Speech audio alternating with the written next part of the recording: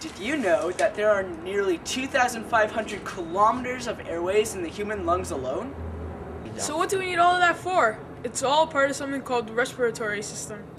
There are four main parts of the respiratory system: the lungs, The diaphragm, the trachea, and the cavities. They all work together to supply oxygen to our blood. One of the main parts of the respiratory system are the cavities. There are two cavities, the oral and the nasal. You would know them better as your mouth and nose. Their main purpose is to supply oxygen to the rest of the respiratory system. After your cavities, there's something called the trachea. The trachea is our windpipe. It extends from your cavities to your lungs. There's a little tissue called the epiglottis in your trachea. It separates your digestive system from the air we breathe. The third main part of our respiratory system is the diaphragm. When we inhale, the diaphragm moves downward, allowing more oxygen into our lungs, which causes them to expand. When the diaphragm moves upward, it makes the lungs contract, pushing the air back up our windpipe and through either cavity. The most important part of the respiratory system are the lungs. The lungs are like two gigantic balloons that expand and contract. When they expand, the air we breathe in is where the gas exchange happens. The oxygen is separated from the carbon dioxide, and then the carbon dioxide is exhaled. And now for an experiment you can try at home. You can find out how large your lungs are. All you need is a 2-liter bottle, a tube or a straw, and a sink. First, fill up the bottle and sink with water and put the tube into the bottle.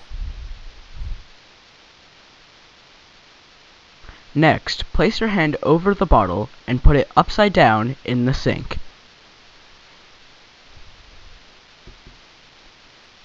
Now blow into the tube and watch your air fill up the bottle.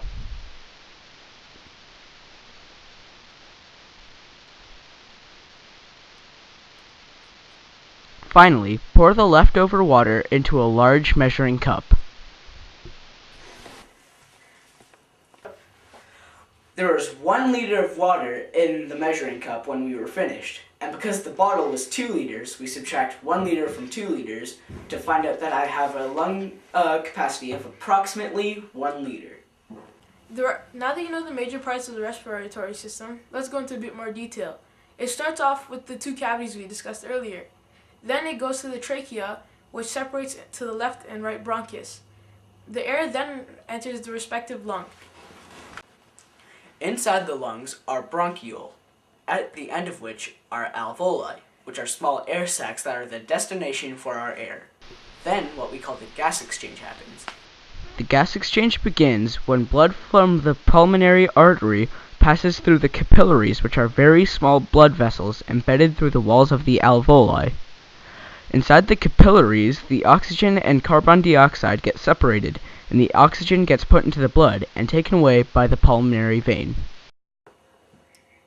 After the gas exchange occurs, the diaphragm pushes up against our lungs to exhale the air we breathe, which is mostly composed of carbon dioxide and a couple other gases.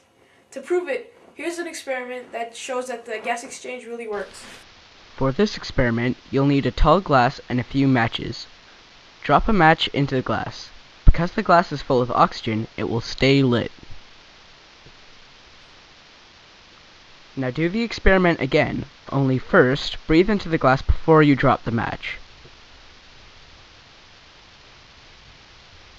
Because the glass is full of carbon dioxide, the match will extinguish right away. Unfortunately, there are many diseases that affect the respiratory system, such as asthma, lung cancer, and chronic obstructive pulmonary disease. Chronic obstructive pulmonary disease is when the trachea becomes damaged, causing it to narrow, which makes it very hard for victim to breathe. Some causes of COPD are smoking, air pollution, and sometimes genetics.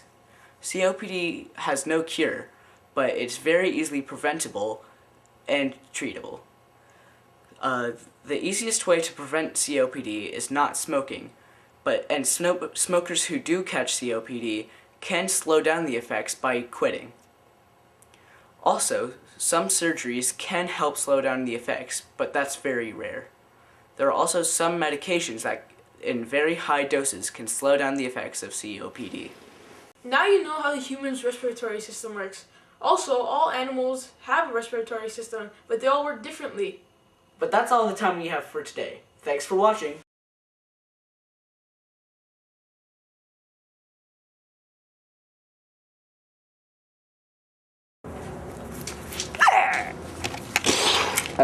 And they're located in between the diaphragm and the trachea.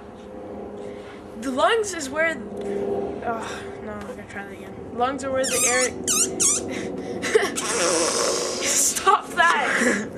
Sorry.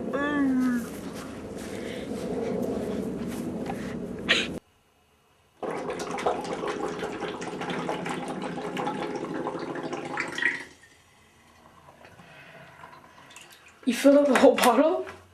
Oops. Well. Good job! That is freaking retarded. Good. There we go. Put it on.